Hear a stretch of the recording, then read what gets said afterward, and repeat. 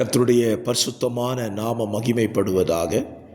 ஆசீர்வாதமான ஒரு நல்ல காலை வேளையிலையும் பாளையங்கோட்டை இந்திய தேவசபையிலிருந்து காலை மன்னாவை உங்களோடு வழங்குவதில் மிகுந்த சந்தோஷம். கிருபையாய் கர்த்தர் தந்த நாளுக்காக கர்த்தரை துதிப்போம். இந்த நாள் ஜூலை மாதம் 14ஆம் தேதி திங்கட்கிழமை காலவேளை. இந்த காலவேளை சிறு ஜெபத்தோடு கூட தியானத்தை ஆரம்பிப்போம். பரிசுத்த பிதாவே, இந்த புதிய நாளை எங்களுக்கு தந்திருக்கிறீங்க.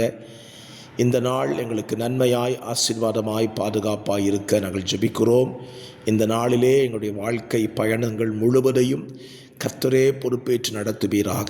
உம்முடைய நல்ல ஆவியானவர் எங்களை செம்மையான வழியிலே நடத்தட்டும் என்று சொல்லி நாங்கள் ஜெபிக்கிறோம். இந்த காலை தியானத்தையும் கர்த்தருக்கு மகிமையாய் நாங்கள் தியானிக்க உதவி செய்யும். இயேசுவின் நாமத்தில் பிதாவே, ஆமென், ஆமென், ஆமென். கர்த்தர் நல்லவர். இந்த நாளின் காலை தியானத்திற்கான அதிகாரம் யோசுவா 3ஆம் அதிகாரம். அதில் ஸ்தோத்திரம் மொத்தம் 17 வசனங்கள் இருக்கிறது. யோசுவா 3ஆவது அதிகாரம் என்று சொன்னாலே இஸ்ரவேல் ஜனங்கள் கானான் தேசத்துக்குள் பிரவேசிக்கிற யோர்தானை கடந்து செல்லுகிற ஒரு அதிகாரம். நம்முடைய ஞாபகத்துக்கு அதுதான் வர வேண்டும். யோசுவா 3 என்றாலே இஸ்ரவேலர்கள் யோர்தானை கடந்து கானான் தேசத்துக்குள் பிரயாணிக்கிறார்கள் என்பது.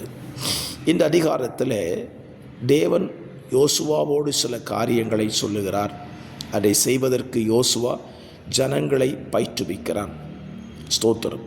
இந்த அதிகாரத்தில் தேவன் செய்த ஒரு பெரிய அற்புதம், கரை புரண்டு ஓடுகிற யோர்தானை பின்னிட்டு திரும்ப செய்து தேவ ஜனங்களுக்கான வழியை திறந்து கொடுக்கிறார்.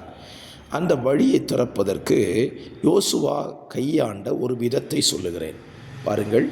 ஸ்தோத்திரம். 5ஆம் வசனம், யோசுவா ஜனங்களை நோக்கி, உங்களை பரிசுத்தம் பண்ணிக்கொள்ளுங்கள், நாளைக்கு கர்த்தர் உங்கள் நடுவிலே அற்புதங்களை செய்வார் என்று சொல்லுகிறார். அற்புதத்திற்கும் பரிசுத்தத்திற்கும் ஒரு கனெக்ஷன் இருக்கிறத இந்த வசனத்தில் நீங்கள் பார்க்க முடியும்.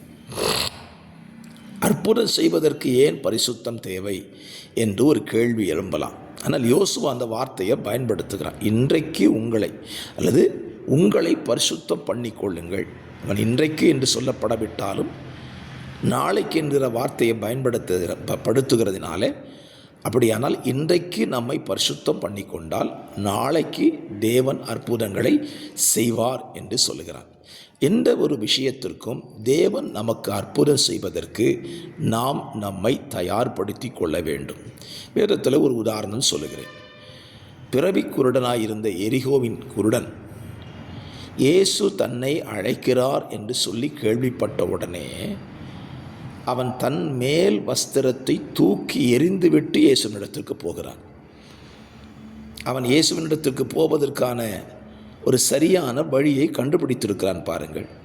அவன் போட்டிருந்த அந்த மேலாடை, அழுக்கு வஸ்திரம், இதோடு கூட இயேசுவினிடத்திற்கு போயிருக்கலாம். இயேசு கண்ணை குணமாக்கின பிற்பாடு அவன் எல்லாம் மாற்றியிருக்கலாம். ஆனால் அவனுக்குள்ளே என்ன, நான் இயேசுவினிடத்திற்கு போகிறேன், இனி இந்த மேல் வஸ்திரம் எனக்கு தேவையில்லை.